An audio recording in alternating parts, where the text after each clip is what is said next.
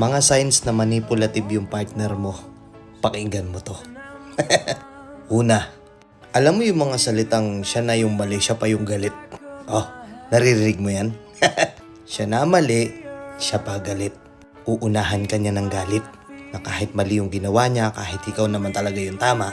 Kapag nag-away kayo, kapag tinanong mo kung bakit niya ginawa yun, kapag nanghingi ka ng explanation sa kanya kung bakit niya ginawa yung bagay na yun, bakit niya ginawa yung pagkakamali na yun, uunahan ka niya ng galit. Mas galit pa siya sa'yo dahil nga ayaw mo na lang ng mahabang diskusyon.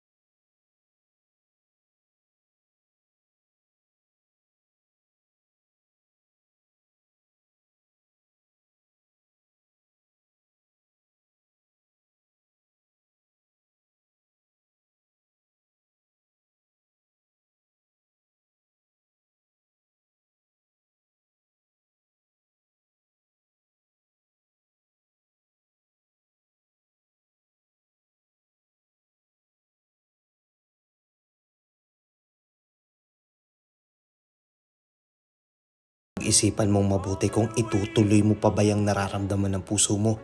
Nakuha mo? May alam ka pa bang ibang mga signs na manipulative yung partner mo? Comment mo nga dito. Let's go and peace out.